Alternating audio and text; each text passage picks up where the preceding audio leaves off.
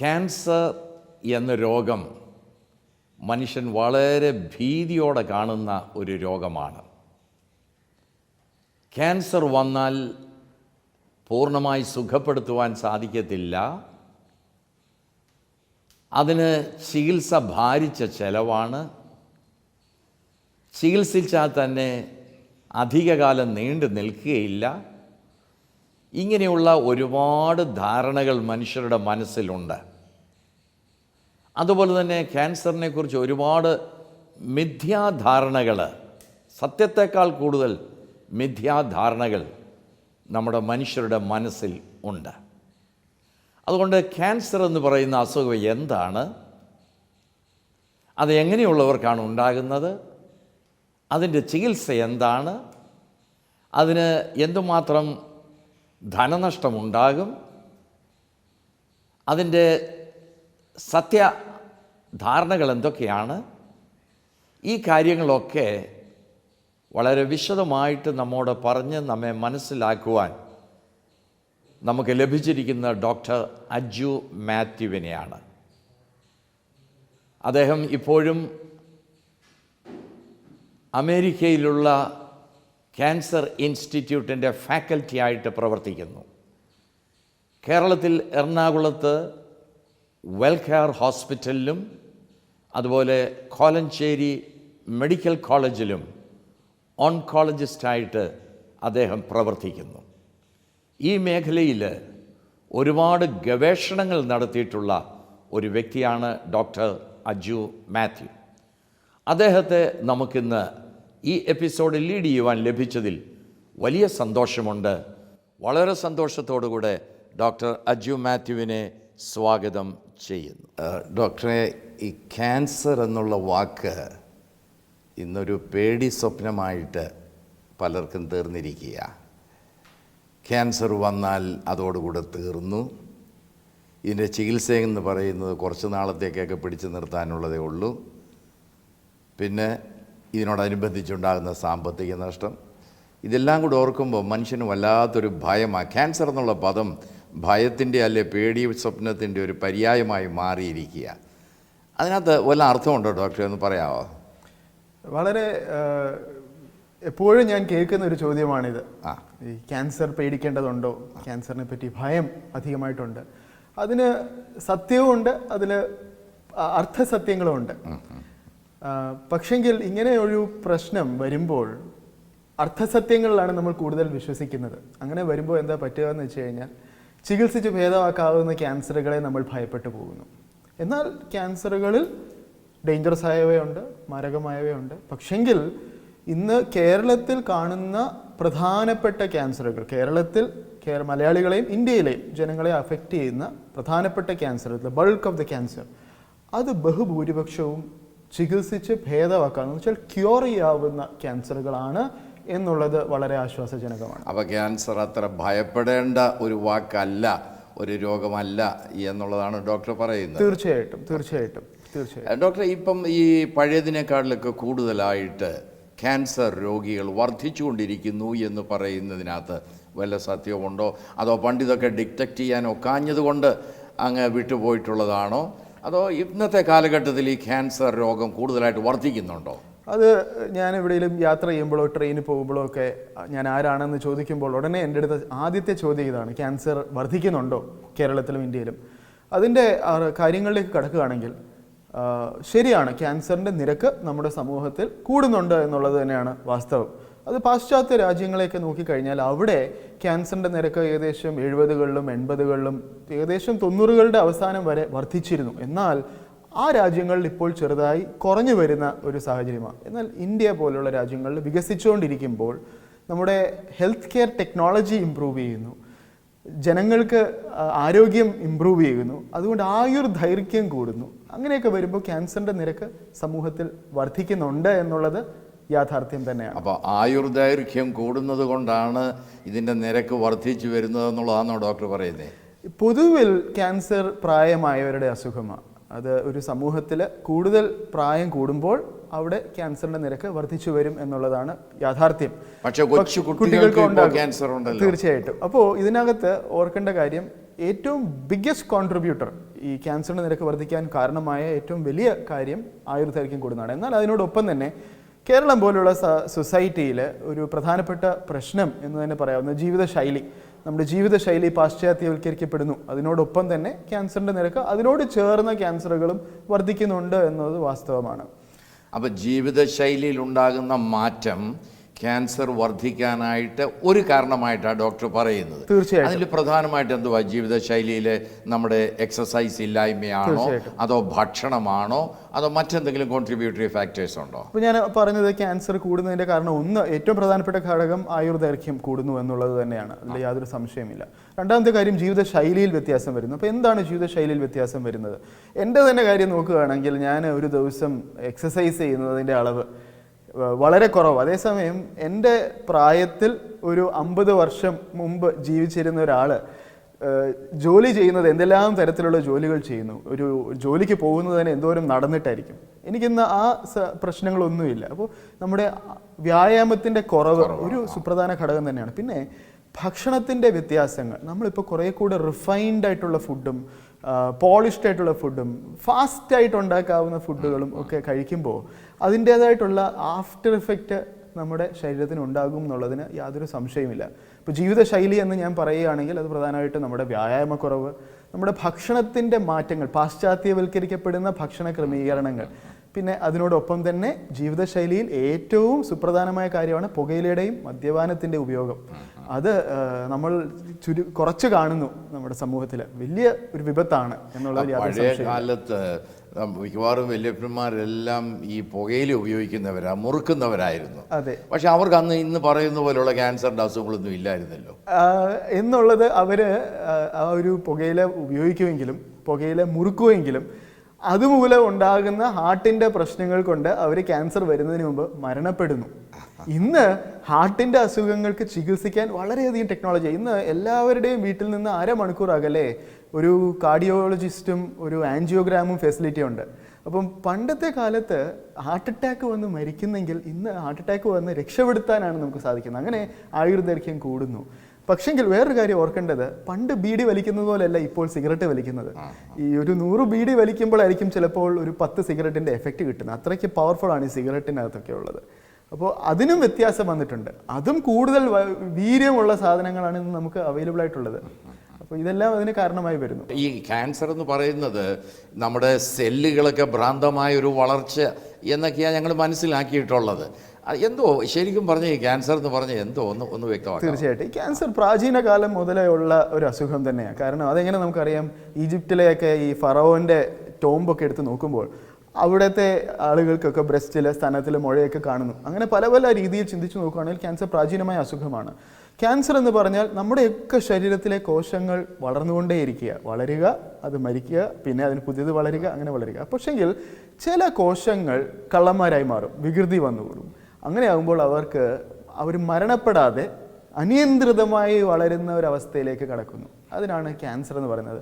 അതിനോടൊപ്പം ട്യൂമർ എന്ന് വിശേഷിപ്പിക്കുന്നത് ചിലപ്പോൾ അച്ഛൻ കേട്ടിട്ടുണ്ടാവും. ട്യൂമർ എന്ന് പറയുന്നത് കോശങ്ങൾക്ക് വളർച്ച സംഭവിച്ചിരിക്കുന്നു, പക്ഷെങ്കിൽ അതിനൊരു നിയന്ത്രണമുണ്ട് എന്നുള്ളതാണ്. അപ്പം ക്യാൻസറും ട്യൂമറും തമ്മിലുള്ള വിശേഷണം അവിടെയാണ് പ്രത്യേകിച്ച് വരുന്നത്. അനിയന്ത്രിതമായി വളരുക എന്നുള്ള പ്രശ്നമാണ്.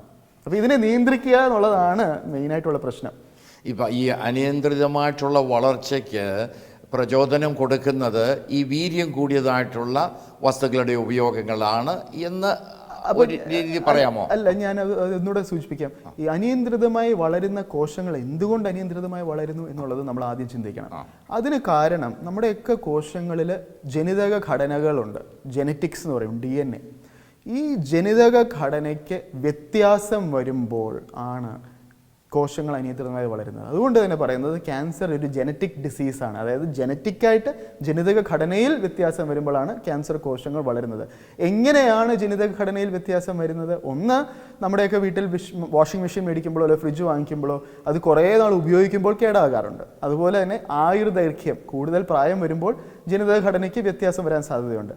അതുപോലെ തന്നെ നമ്മൾ ചിലപ്പം മൈക്രോവേവിൻ്റെ അകത്ത് ഒരു മെറ്റൽ സ്പൂൺ കൊണ്ട് വെച്ച് കഴിഞ്ഞാൽ ചിലപ്പോൾ മൈക്രോവേവ് കേടാകും.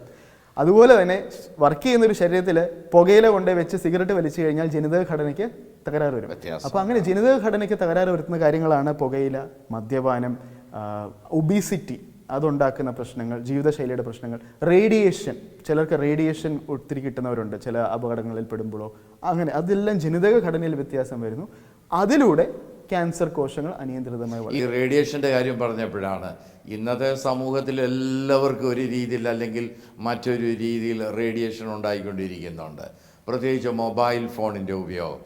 ഈ സെൽഫോണിൻ്റെ ഉപയോഗം നമ്മളിൽ രോഗമുണ്ടാക്കത്തക്കവണ്ണമുള്ള റേഡിയേഷൻ ഉണ്ടോ? അതിനെക്കുറിച്ച് എന്താ? ഇതിനെപ്പറ്റി ഇന്റർനാഷണൽ ഏജൻസി ക്യാൻസർ റിസർച്ചിൻ്റെ, വേൾഡ് ഹെൽത്ത് ഓർഗനൈസേഷനൊക്കെ വളരെയധികം പഠനം നടത്തിയിട്ടുണ്ട്. അപ്പോൾ ഈ സെൽഫോണിലൊക്കെ ഉപയോഗിക്കുന്ന റേഡിയേഷൻ ക്യാൻസർ കോശങ്ങൾക്ക് അപകടം ഉണ്ടാക്കുന്ന തരത്തിലുള്ള റേഡിയേഷൻ അല്ല എന്ന് തെളിയിക്കപ്പെട്ടിട്ടുണ്ട്. അപ്പോൾ അങ്ങനെയുള്ള റേഡിയേഷൻ അല്ല പ്രശ്നക്കാരൻ. നമ്മൾ അധികമായിട്ട് CT സ്കാൻ ചെയ്യുന്നു, എക്സ്റേ എടുക്കുന്നു, പ്രത്യേകിച്ച് ഇത് ടെക്നീഷ്യൻസ് ഇതിന് ജോലി ചെയ്യുന്നത്, അതുകൊണ്ട് നമ്മൾ അവർക്ക് പ്രൊട്ടക്ഷനൊക്കെ കൊടുക്കും. പിന്നെ ആ രീതിയിലുള്ള ജോലികളിൽ ഏർപ്പെടുന്ന ആളുകൾക്ക് പ്രയാസമുണ്ട്. ഈ സെൽഫോണിനെ പറ്റി ഒത്തിരിയധികം തെറ്റിദ്ധാരണകളുണ്ട്. അപ്പോൾ അതിനകത്ത് ഞാൻ പറയുന്നത് ഇതേ ഉള്ളൂ, നമുക്ക് സംശയമുണ്ടെങ്കിൽ നമ്മൾ അതിൻ്റെ ഉപയോഗം കുറയ്ക്കുക. പക്ഷെ അതില്ലാതെ ഇന്ന് ജീവിക്കാൻ പറ്റത്തില്ല. അപ്പോൾ ഒത്തിരി നേരം സംസാരിക്കുന്ന ആളുകളുണ്ടെങ്കിൽ, മണിക്കൂറുകൾ സെൽഫോണിൻ്റെ അകത്ത് സംസാരിക്കുന്ന ആളുകളുണ്ടെങ്കിൽ അവർ ഒരു ഇയർ പീസ് ഉപയോഗിക്കണം. ഇത് മാത്രമേ ഉള്ളൂ എൻ്റെ റെക്കമെൻഡേഷൻ ഇതിനെപ്പറ്റി. ഇയർ പീസ് വെച്ചാൽ റേഡിയേഷൻ്റെ അളവ് കുറയാനുള്ള സാധ്യതയുണ്ട്. അത് വളരെ മണിക്കൂറുകൾ സംസാരിക്കുന്ന ആളുകൾ, അല്ലാത്തവർക്ക് സാധാരണ പോലെ സംസാരിക്കുന്നതുകൊണ്ട് ഒരു കുഴപ്പമില്ല, സെൽഫോൺ റേഡിയേഷൻ ഇല്ല എന്നുള്ളത് തന്നെയാണ്. ഈ ക്യാൻസർ പലപ്പോഴും ആദ്യമേ കണ്ടുപിടിക്കാനായിട്ട് സാധിക്കത്തില്ല. അത് ഒരു പക്ഷത്ത് വരികിൽ അതിന് ഒരു മെഡിക്കൽ ചെക്കപ്പിന് നമ്മുടെ മനുഷ്യർ വില്ലിങ് അല്ലാത്തത് കൊണ്ടായിരിക്കാം. ഇത് ആദ്യമേ കണ്ടുപിടിച്ചാൽ മിക്കവാറും ക്യാൻസറുകളൊക്കെ പൂർണ്ണമായിട്ട് അല്ലെങ്കിൽ ഓൾമോസ്റ്റ് സുഖമാക്കാം എന്നൊക്കെയാണ് പറയുന്നത്. അപ്പോൾ ഇത് കണ്ടുപിടിക്കുന്ന കാര്യത്തെക്കുറിച്ചും അഥവാ കുറച്ച് ലേറ്റായി പോയാൽ ഉണ്ടാകുന്ന അനുഭവത്തെക്കുറിച്ച് ഇച്ചിരി ഒന്ന് വിശദീകരിക്കാം.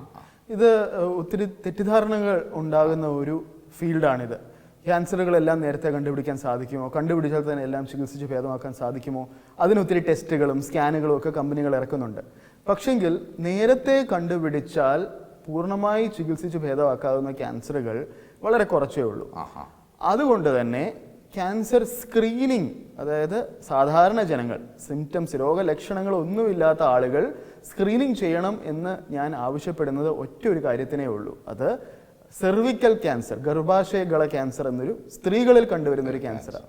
അപ്പോൾ അത് എല്ലാ 3 വർഷം ഇടവിട്ട് പാപ്സ്മിയർ എന്നൊരു ടെസ്റ്റ് ചെയ്യുകയാണെങ്കിൽ നമുക്ക് സെർവിക്കൽ ക്യാൻസർ ആകുന്നതിന് മുൻപ് തന്നെ കണ്ടുപിടിക്കുകയും പൂർണ്ണ സൗഖ്യത്തിലെത്തുകയും ചെയ്യാൻ കഴിയുന്ന ഒരു ക്യാൻസറാണ്.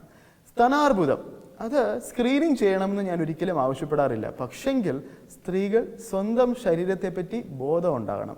അപ്പോൾ സ്വന്തം ശരീരത്തിൽ എന്തെങ്കിലും വ്യത്യാസം കാണുകയാണെങ്കിൽ ഉടനെ എത്തണം. അപ്പോൾ സ്ക്രീനിങ് ഒന്ന്, ഏർലി ഡിറ്റക്ഷൻ വേറൊന്ന്.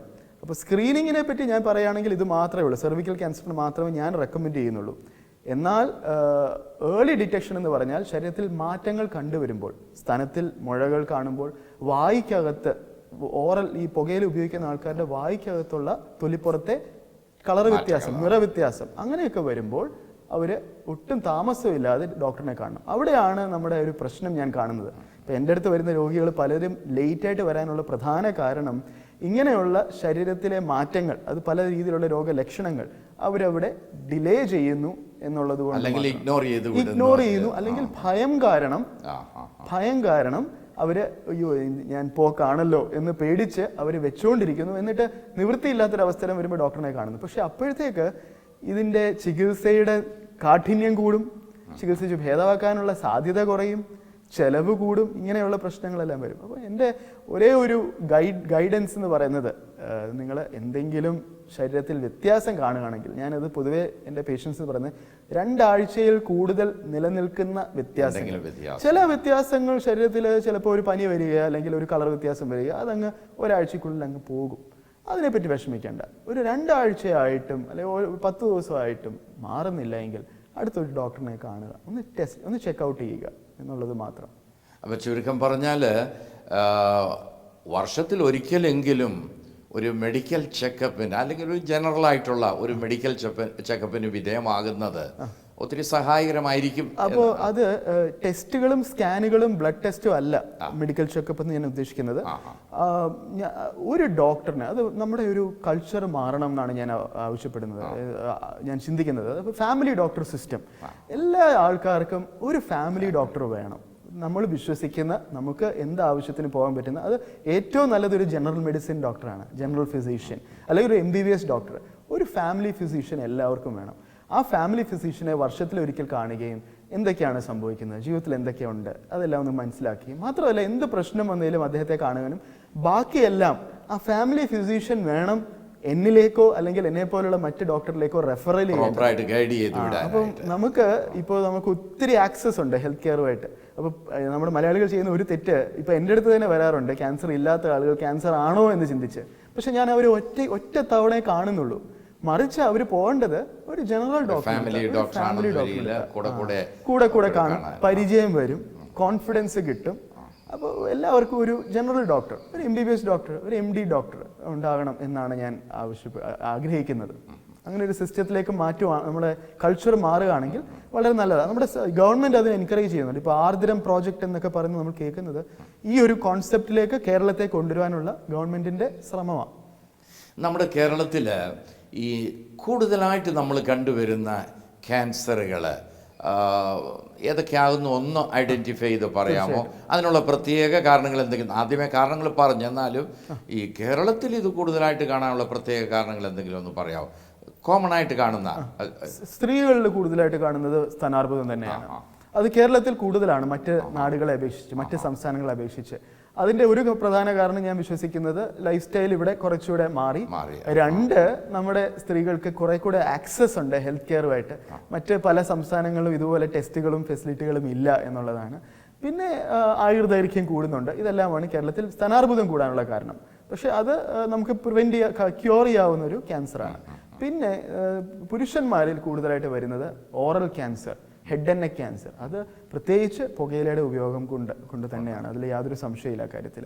പിന്നെ കേരളത്തിൽ ഞാൻ കൂടുതലായിട്ട് കാണുന്ന എൻ്റെ പ്രാക്ടീസിൽ, അനുഭവത്തിലാണ്, അത് കണക്കുകളില്ല, കാണുന്നത് ലിവർ ക്യാൻസറുകൾ വർദ്ധിച്ചു വരുന്നതായിട്ട് ഞാൻ എൻ്റെ അനുഭവത്തിൽ കാണുന്നു. അത് പഠനങ്ങളൊന്നും ഞാൻ സൂചിപ്പിക്കുന്നില്ല, കാരണം അതിനെപ്പറ്റി വലിയ പഠനങ്ങളില്ല എന്നുള്ളതാണ്. എന്തുകൊണ്ടാണെന്ന് വെച്ചാൽ നമ്മുടെ ജീവിതശൈലിയിൽ മാറ്റം വരുമ്പോൾ പലർക്കും ലിവറിൽ മാറ്റങ്ങൾ വരുന്നു, അതിനോടൊപ്പം മദ്യപാനം വർദ്ധിക്കുന്നു, അണുബാധ, ഹെപ്പറ്റൈറ്റിസ് C, അതങ്ങനെയുള്ള പ്രശ്നങ്ങൾ വർദ്ധിക്കുന്നു. അങ്ങനെയൊക്കെയുള്ള പ്രശ്നങ്ങൾ ഉണ്ടാകുമ്പോൾ കൂടുതൽ വരും. ശ്വാസകോശ ക്യാൻസറുകൾ, അതും ഈ പുകയിലയുടെ ഉപയോഗം. ഇപ്പൊ തന്നെ അച്ഛന് മനസ്സിലായി കാണുമല്ലോ, ഞാൻ മെയിനായിട്ട് എയിം ചെയ്യുന്നത് പുകയില ആണ്. ഈ പുകയിലയുടെ ഉപയോഗം കുറയ്ക്കണം. അത് നമ്മുടെ സ്കൂൾ വിദ്യാർത്ഥികൾ മുതലേ ആരംഭിക്കരുത്, കോളേജ് വിദ്യാർത്ഥികൾ അത് തുടങ്ങരുത് എന്നുള്ളതിൽ യാതൊരു സംശയമില്ല. മദ്യപാനവും പുകയിലയും ഒരു വളരെ വിപത്തുകളാണ്. പുക ഉള്ളിലേക്ക് എടുക്കുന്നത് പോലെ തന്നെ ഈ ആസ്മാറ്റിക് പേഷ്യൻസ് സ്പ്രേ ഒക്കെ ഉപയോഗിക്കാറുണ്ടല്ലോ, അത് ഈ ലങ്സിന്റെ ക്യാൻസറിന് മുഖാന്തരമായി തീരുമോ? ഒരിക്കലും ഇല്ല. അത് നല്ലതാണ്, ആവശ്യത്തിന് ഉപയോഗിക്കണം എന്ന് തന്നെ ഞാൻ വിശ്വസിക്കുന്നു. അത് ക്യാൻസർ ഉണ്ടാക്കത്തില്ല. അത് നമുക്ക് വളരെയധികം പഠനങ്ങളുണ്ട് അത് സേഫ് ആണെന്ന് സൂചിപ്പിക്കുന്നത്.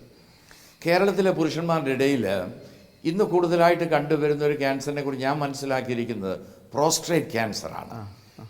അത് ഇപ്പോൾ കൂടാനായിട്ടുള്ള എന്തോ ഈ പ്രോസ്ട്രേറ്റ് ക്യാൻസർ എന്ന് പറയുന്നത് എന്താ? പ്രോസ്റ്റേറ്റ് ഗ്രന്ഥി എന്ന് പറയുന്നത് നമ്മുടെ യൂറിൻ ബ്ലാഡർ, അതിനോട് ചേർന്ന് കിടക്കുന്ന ഒരു ഗ്രന്ഥിയാണ്. അത് പുരുഷന്മാരിൽ മാത്രം ഉള്ളൊരു ഗ്രന്ഥിയാണ്. ആ ഗ്രന്ഥി വളരെ പ്രായമുള്ള ആളുകളിൽ, ഒരു 80 വയസ്സ് കഴിഞ്ഞ 100 ആളുകളെ നമ്മൾ റോഡിൽ വെറുതെ റാൻഡമായിട്ട് പിക്ക് ചെയ്യുകയാണെങ്കിൽ അതിൽ ഏകദേശം 70-80% ആളുകൾക്കും പ്രോസ്റ്റേറ്റ് ക്യാൻസർ ഉണ്ടായിരിക്കും. പക്ഷെ അവര് മരണപ്പെടുന്നത് അതുകൊണ്ടല്ല. അപ്പോൾ പ്രോസ്റ്റേറ്റ് ക്യാൻസറിനെ പറ്റി നമ്മൾ ഭയക്കേണ്ടതില്ല. പലപ്പോഴും അതൊരു ലോ ഗ്രേഡ്, നമ്മുടെ ശരീരത്തിൽ പ്രശ്നക്കാരനല്ലാത്തൊരു ക്യാൻസറാണ്. അതുകൊണ്ട് തന്നെ പ്രോസ്റ്റേറ്റ് ക്യാൻസറിനെ ആരും സ്ക്രീൻ ചെയ്യാറില്ല.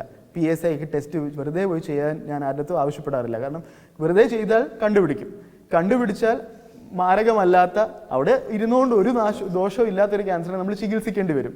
ചികിത്സിച്ചാൽ അതിന് മനപ്രയാസം ഉണ്ടാകും, സൈഡ് എഫക്റ്റ് ഉണ്ടാകും. എന്നാൽ ചില പ്രശ്നങ്ങൾ, ചില പ്രോസ്റ്റേറ്റ് ക്യാൻസറുകൾ സൂക്ഷിക്കണം. അങ്ങനെ വരുവാണെങ്കിൽ, ഡയഗ്നോസ് ചെയ്യുകയാണെങ്കിൽ ഒരു ഓങ്കോളജിസ്റ്റിനെ കണ്ട്, മെഡിക്കൽ ഓങ്കോളജിസ്റ്റിനെ കണ്ട് അതിൻ്റെ ചികിത്സയായിട്ട് മുന്നോട്ട് പോകണം. അതുപോലെ തന്നെ ഈ കോളൻ ക്യാൻസറും കൂടുതലായിട്ട് ഇപ്പം കണ്ടുവരുന്നുണ്ട്. അത് ഈ ഫുഡുമായിട്ടൊക്കെ ബന്ധപ്പെട്ടായിരിക്കുമല്ലോ കൂടുതൽ വരുന്നത്. അതിനെക്കുറിച്ച് തീർച്ചയായിട്ടും ഞാനിപ്പോൾ അതിന്റെ ഒരു പഠനം പൂർത്തീകരിച്ച് അത് ഒരു വിദേശ മാസികയ്ക്ക് ജേർണലിൽ സബ്മിറ്റ് ചെയ്യുന്നതേ ഉള്ളൂ. അപ്പോൾ കോളൻ വൻകുടലിന്റെ ക്യാൻസറുകൾ കേരളത്തിൽ ഇന്ത്യയിൽ കൂടുന്നുണ്ട് എന്നുള്ളതാണ്. അപ്പോൾ ഇന്ത്യയുടെ 5% പോപ്പുലേഷന്റെ പഠനം ഞാനിപ്പോൾ നടത്തിയതിന് ശേഷം അതിൽ നിന്ന് മനസ്സിലാക്കിയത് കഴിഞ്ഞ 10 വർഷത്തിനുള്ളിൽ 50 വയസ്സിന് മുകളിലുള്ളവർക്ക് ഏകദേശം 20% കോളൻ ക്യാൻസർക്ക് വർധന ഉണ്ടായിട്ടുണ്ട്. പക്ഷെങ്കിൽ അത് പ്രായം ഉണ്ടാകുമ്പോൾ, ഒരു ആയുർദൈർഘ്യം ഉണ്ടാകുമ്പോൾ കാണുന്ന ഒരു പ്രശ്നമാണ്. ഇതിൽ ജീവിതശൈലി പ്രശ്നക്കാരനാണെന്ന് പറയാൻ കഴിയുന്നത് എങ്ങനെയാണെന്ന് വെച്ചാൽ അതിലാണ് ഞാൻ എൻ്റെ റിസർച്ച് എത്തിക്കുന്നത്. 50 വയസ്സിന് താഴെയുള്ളവരിൽ ഈ കോളൻ ക്യാൻസർ വർദ്ധിക്കേണ്ട കാര്യമില്ല. എന്നാൽ ഇന്ത്യയിൽ 50 വയസ്സിന് താഴെയുള്ളവരിൽ ഒരു 1,00,000 ആളുകളെ എടുത്തു നോക്കിയാൽ ഒരു 3 പേർക്ക്, 3.5 ആളുകൾക്ക്, എൻ്റെ എക്സാക്ട് നമ്പർ പറയുകയാണെങ്കിൽ 3.5 per 100,000 ആളുകൾക്ക് ഇന്ന് കോളൻ ക്യാൻസർ കണ്ടുപിടിക്കുന്നു. 10 വർഷം മുമ്പ് അത് 2 ആയിരുന്നു. അപ്പോൾ കൂടുന്നുണ്ട്, ഏകദേശം 30% വർധന ഉണ്ടാകുന്നുണ്ട്. അത് കൂടാനുള്ള കാരണം എന്താ? അവിടെയാണ് ജീവിതശൈലി വീണ്ടും നമ്മൾ എടുത്തിടുന്നത്. ജീവിതശൈലി, ഇന്നത്തെ fast food culture, fast food സംസ്കാരം, നമ്മുടെ അങ്ങനെയുള്ള പ്രശ്നങ്ങൾ, നമ്മുടെ ഭക്ഷണത്തിന്റെ ശൈലി വ്യത്യാസം, ഒബിസിറ്റി, പുകയിലയുടെ ഉപയോഗം വർദ്ധിക്കുക, ഇതെല്ലാം കോളൻ ക്യാൻസർ ഉണ്ടാക്കാൻ കാരണമായിട്ടുള്ള കാര്യങ്ങൾ. അപ്പോൾ ഇതൊക്കെ ഒന്ന് സൂക്ഷിക്കുകയാണെങ്കിൽ കോളൻ ക്യാൻസർ നമുക്ക് വരാതിരിക്കാൻ ശ്രമിക്കാം. ഇത് വന്നാൽ തന്നെ ഇതിനൊരു ലക്ഷണം വരും. ലക്ഷണം എന്താണെന്ന് ചോദിച്ചു കഴിഞ്ഞാൽ മലത്തിൽ കൂടെ രക്തം പോകുക, അത് ബ്ലാക്ക് കളറിൽ സ്റ്റൂള് പോകുക, ഇങ്ങനെയൊക്കെ ഉണ്ടെങ്കിൽ താമസമില്ലാതെ ഒരു ഡോക്ടറിനെ കണ്ട്, അങ്ങനെ ഉണ്ടെങ്കിൽ ഒരു കൊളനോസ്കോപ്പി പരിശോധനയ്ക്ക് വിധേയമാകുകയാണെങ്കിൽ കോളൻ ക്യാൻസറും ഈ സ്ഥാനാർബുദം എന്ന് ഞാൻ പറഞ്ഞതുപോലെ തന്നെ വളരെ എളുപ്പത്തിൽ ചികിത്സിച്ച് ഭേദമാക്കാവുന്ന ഒരു ക്യാൻസറാണ്. അപ്പം നമ്മൾ എന്നെ കേൾക്കുന്ന ചെറുപ്പക്കാരുണ്ടെങ്കിൽ അവർ ശ്രദ്ധിക്കുക, ജീവിതശൈലിയിൽ അവർ ശ്രദ്ധിക്കുക. എന്തെങ്കിലും രോഗലക്ഷണങ്ങൾ ഉണ്ടെങ്കിൽ ഡിലേ ഇല്ലാതെ, താമസമില്ലാതെ ഒരു ഡോക്ടറിനെ കാണുക. കാരണം ഈ കോൺസ്റ്റിപ്പേഷനും കോളൻ ക്യാൻസർ തമ്മിൽ ബന്ധം എന്തെങ്കിലും ഉണ്ടോ? ഇല്ല. പൊതുവേ വർഷങ്ങളായിട്ട് കോൺസ്റ്റിപ്പേഷൻ, മലബന്ധമുള്ള ആളുകളാണെങ്കിൽ അവർക്ക് അതിനെപ്പറ്റി പ്രത്യേകിച്ച് പ്രയാസപ്പെടേണ്ടതില്ല. എന്നാൽ ചില ആളുകൾക്ക് സാധാരണ കോൺസ്റ്റിപ്പേഷൻ ഇല്ലാത്ത, മലബന്ധം ഇല്ലാത്ത ആളുകൾക്ക് പെട്ടെന്ന് അവർക്ക് മലം പോകാനുള്ള പ്രയാസം അങ്ങനെ ഉണ്ടാകുവാണെങ്കിൽ, അല്ലെങ്കിൽ സാധാരണ കോൺസ്റ്റിപ്പേഷനുള്ള ആളുകൾക്ക് വയറിളക്കം പോലെ വളരെയധികം ലൂസായിട്ട് പോകുന്ന അവസ്ഥ വരാണ്. അപ്പോൾ ഓൾട്ടർനേറ്റ് ചെയ്യുക, അല്ലെങ്കിൽ ഹാബിറ്റ് മാറുക. എഗെയിൻ ഇവിടെയാണ് ഞാൻ വീണ്ടും പറഞ്ഞത്, നമ്മൾ ശ്രദ്ധിക്കേണ്ടത് ഒരു 2 ആഴ്ചയ്ക്കകം എന്തെങ്കിലും ശരീരത്തിന് മാറ്റമുണ്ടെങ്കിൽ ശ്രദ്ധിക്കുക. അപ്പോൾ ഇതുപോലെ മലബന്ധമുള്ള ആളുകൾ അത് മാറുന്നു, അല്ലെങ്കിൽ വയറ് സുഖമായിട്ട് ഒഴിയുന്ന ആളുകൾക്ക് മലബന്ധം വരുന്നു, അത് 2 ആഴ്ചയായിട്ട് മാറുന്നില്ല. ഇങ്ങനെയുള്ള സാഹചര്യങ്ങളിൽ അത് ശരീരത്തിൻ്റെ എല്ലാ അവസ്ഥയിലും പുതിയ സിംറ്റംസ് വരിക, ഒരു ജനറൽ ഫിസിഷ്യനെ കണ്ട് ചെക്കൗട്ട് ചെയ്യുന്നത് നല്ലതാണ്. എന്നാൽ നമ്മുടെ ഈ ശരീരത്തിലെ കോശങ്ങളുടെ ക്യാൻസറുകളെ കുറിച്ചൊക്കെ ഇപ്പം നമ്മൾ പറഞ്ഞുകൊണ്ടിരുന്നത്, എന്നാൽ ഈ ബ്ലഡ് ക്യാൻസർ എന്നും പറഞ്ഞ ലുക്കീമിയ അല്ലെങ്കിൽ ബ്ലഡ് ക്യാൻസർ എന്ന് പറയുന്ന ഒരു വിഭാഗമുണ്ടല്ലോ, അതെന്തോ ഒന്ന് വിശദീകരിക്കാം. തീർച്ചയായിട്ടും നമ്മുടെ ശരീരത്തിലെ അവയവങ്ങളിൽ ഉണ്ടാകുന്ന ക്യാൻസർ സോളിഡ് ട്യൂമർ എന്ന് പറയും. അല്ലാതെ ശരീരത്തിലെ രക്തകോശങ്ങളെ ബാധിക്കുന്ന, മജ്ജയെ ബാധിക്കുന്ന അസുഖങ്ങളെ ഹിമറ്റോളജിക്കൽ മാലിഗ്നൻസീസ് എന്ന് വിശേഷിപ്പിക്കും. പലരും എൻ്റെ അടുത്ത് ചോദിക്കും, ഡോക്ടറെ സ്റ്റേജ് ഏതാണ്? അൺഫോർച്യുനേറ്റ്ലി അങ്ങനെ സ്റ്റേജ് വിശേഷിപ്പിക്കുന്ന ക്യാൻസർ അല്ല ഈ രക്തകോശങ്ങളെ ബാധിക്കുന്നത്. പൊതുവെ ഒന്നെങ്കിൽ ലുക്കീമിയ ഉണ്ട്, അല്ലെങ്കിൽ ലുക്കീമിയ ഇല്ല. എന്താണ് ലുക്കീമിയ? ലുക്കീമിയ എന്ന് പറഞ്ഞു കഴിഞ്ഞാൽ നമ്മുടെ വെളുത്ത രക്താണു, വൈറ്റ് ബ്ലഡ് സെല്ല് അനിയന്ത്രിതമായി വളരുന്ന അവസ്ഥ. അങ്ങനെ വളരുമ്പോൾ ശരീരത്തിന് ഒത്തിരി പ്രശ്നങ്ങളുണ്ടാകും.